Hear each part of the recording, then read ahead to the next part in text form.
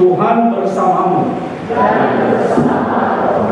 Inilah Injil suci menurut Markus.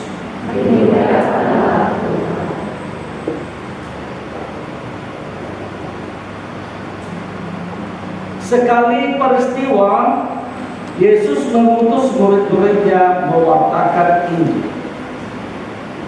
Setelah menunaikan perutusannya, mereka kembali berkumpul dengan Yesus dan memberitahukan kepadanya semua yang mereka kerjakan dan ajarkan. Lalu Yesus berkata kepada mereka, "Marilah kita menyendiri ke tempat yang terpencil dan beristirahat sejenak. Sebab memang begitu banyaknya orang datang dan pergi, sehingga makan pun mereka tidak sempat." Lalu berangkatlah mereka dengan perahu menyendiri ke tempat yang terpencil. Tetapi pada waktu mereka bertolak, banyak orang melihat mereka dan mengetahui tujuan mereka.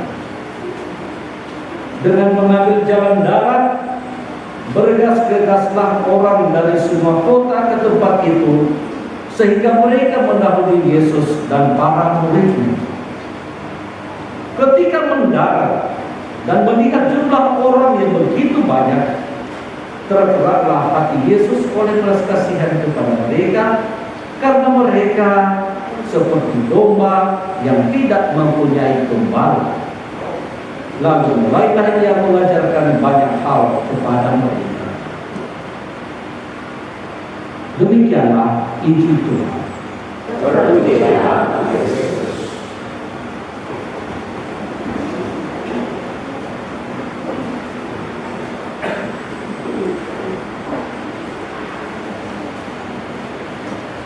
Selalu ada waktu bersama Tuhan.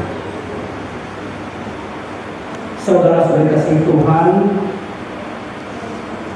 minggu ke-16 hari ini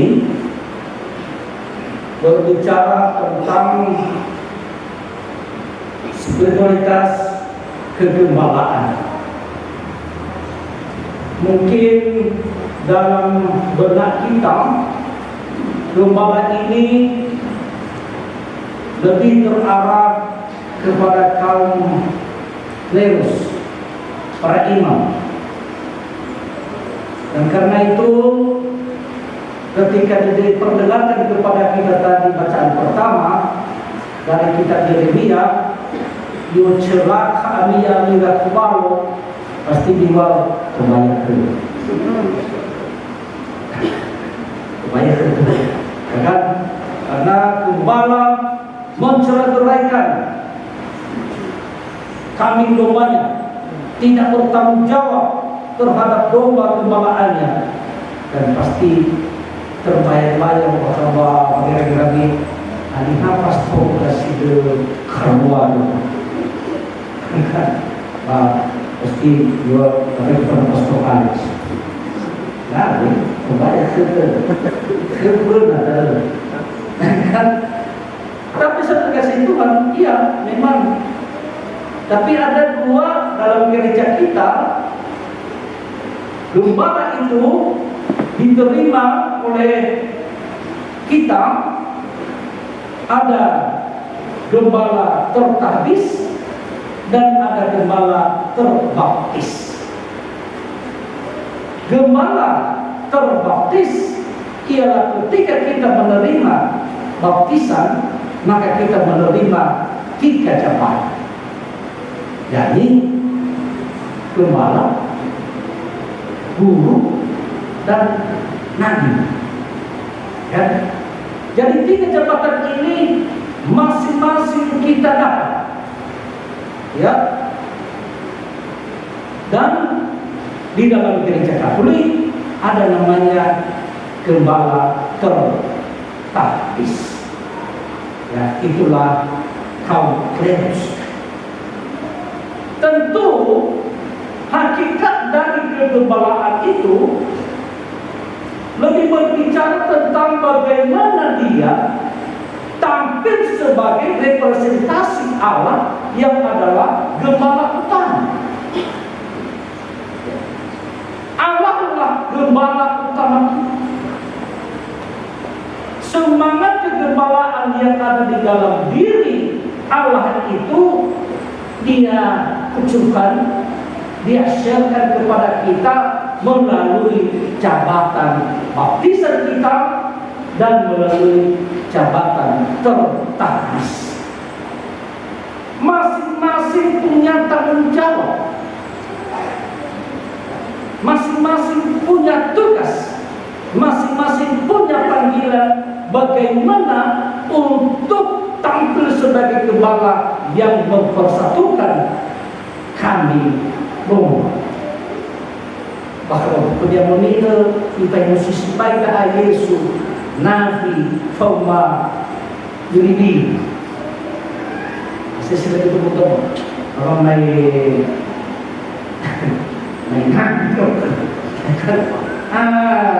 tidak pernah kami itu menjadi contoh yang baik dalam bertingkah laku. Lapa tinggi-tinggi yang malah satu dulu, bagi lolo yang bercinggalam. Tidak pernah kami itu dulu, tidak pernah selalu melawan.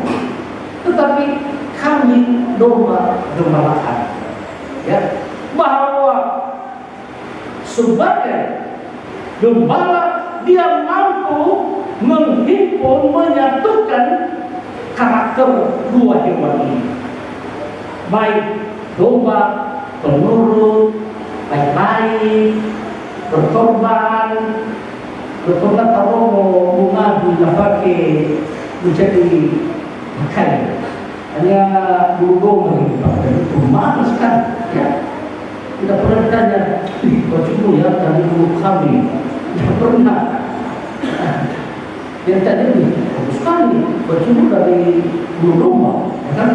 Nah, jadi sudah dikasih Tuhan bahwa ada di tengah-tengah rumah pengembalaan yang kita gembalakan itu ada yang berkarakter nabi, ada yang berkarakter diri-diri, tapi disatukan oleh gembala yang luar biasa. Karena apa?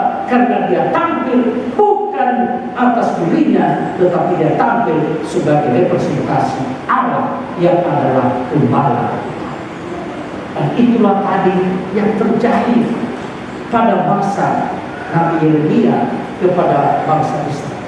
Karena gembala-gembala pada masa itu mereka tidak tahu sebagai representasi, menghadirkan semangat kealahan di dalam diri mereka dalam pelayanannya kepada Israel. Akhirnya apa? Semua bangsa Israel tercerai-berai. Ya, mereka melakukan hal-hal yang tidak baik, yang tidak terpuji di hadapan Allah. Mereka menyembah ilah-ilah lain, tetapi Allah tetap fokus seperti kapal di tengah laut. Walaupun gelombang menghantam, tetapi dia selalu melihat mercusuar di lapangan. Kemana kapal ini harus apa? Tapi selalu di sana.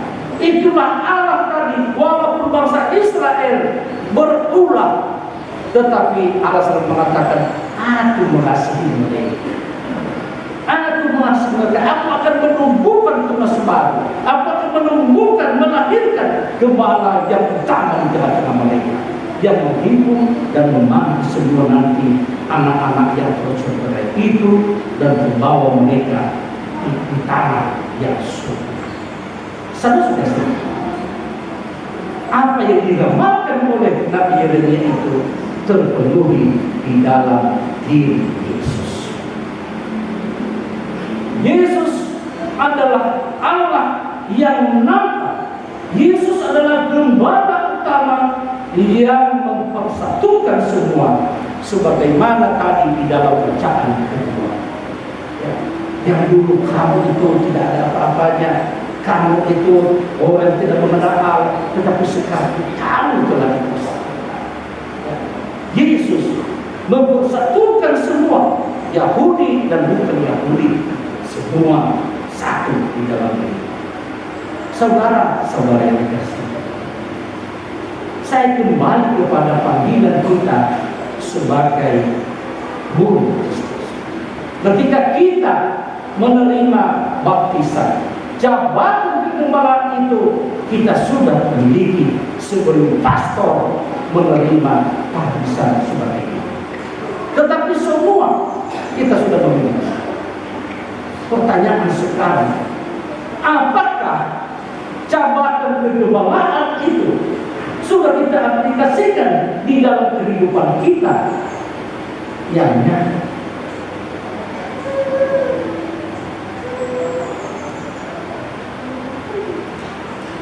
Saudara sekalian,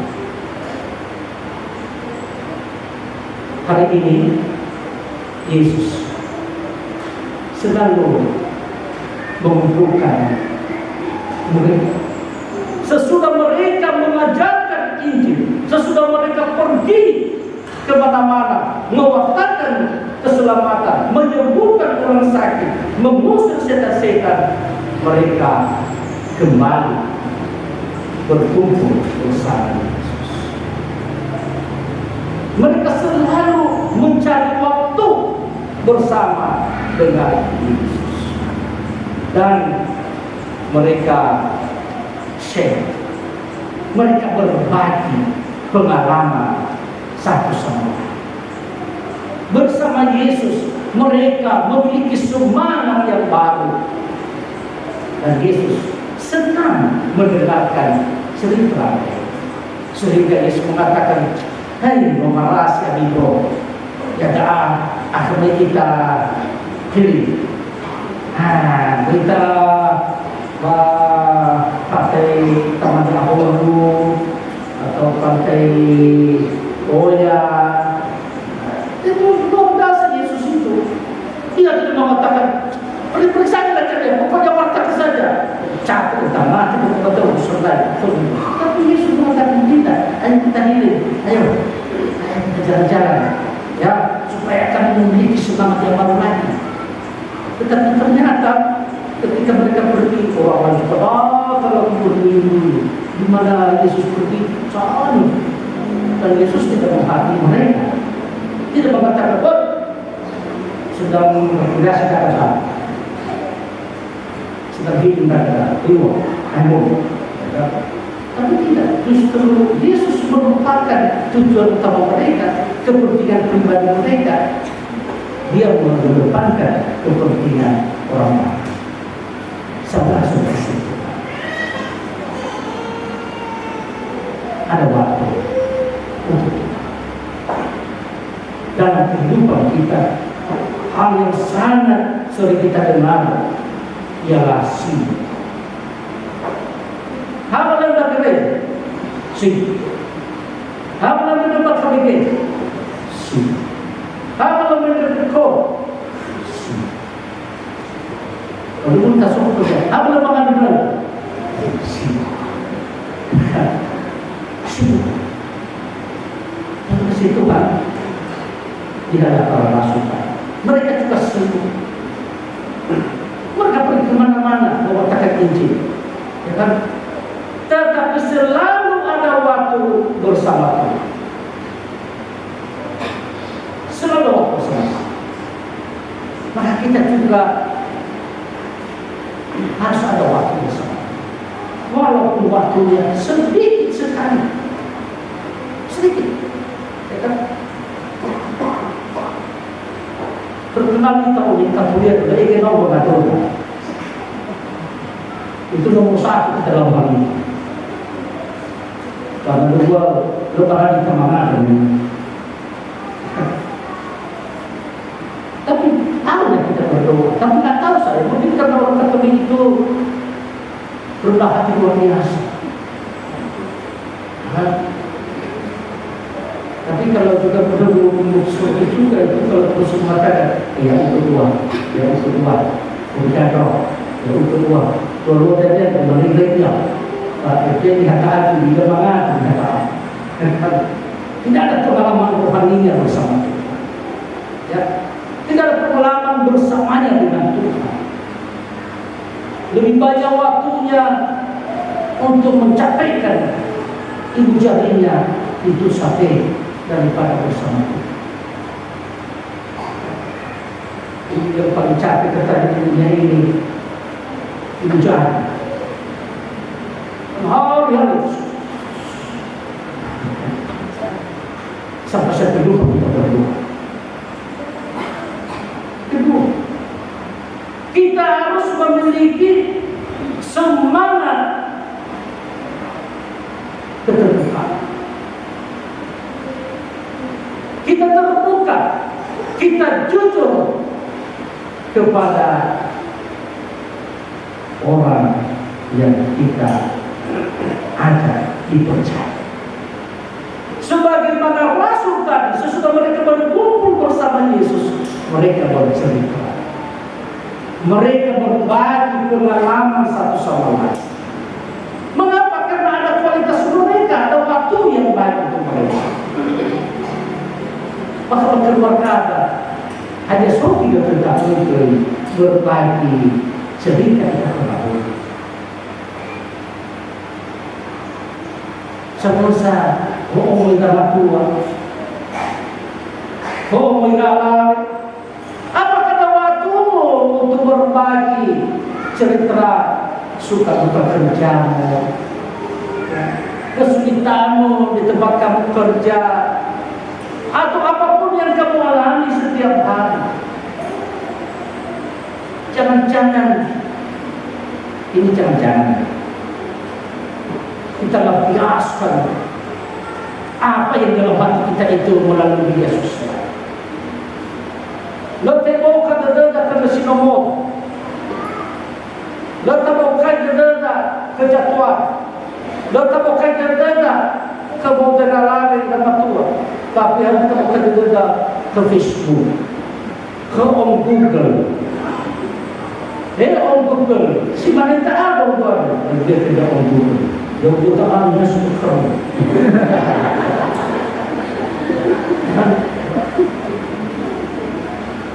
Ini jadi kita mengalihkan ya yang seharusnya terbuka kepada orang lain kepada berdamai. Sementara ada di sampingmu orang hidup, ada di sampingmu orang yang mendengarkan kamu. Jadi yang jauh terasa dekat, yang dekat terasa di ujung sana. Jadi saudara kasih, mari kita kembali kepada semangat kita sebagai seorang gembala. Gembala ini sebagai imam, tapi Anda juga adalah gembala di keluarga. Ya. Apakah Anda memiliki semangat mengayomi, semangat mempersatukan, menjadi teladan bagi keluarga? Itulah gembala. Ya. Tengok kebaikan juga pas bertemu ini dan balo lelang roga berdirilah. So kita kembali semua pastor semua. Tapi juga tidak juga kalian. Semua kita punya kelemahan. Tetapi itulah firman Tuhan hari ini mengajar kita kembali kepada Dia. Mari kita bertobat sama-sama. Pastor bertobat, gembala sebagai pemimpin rumah tangga kembali ke jalan benar. Ya, gembala sebagai ibu kembali ke jalan benar.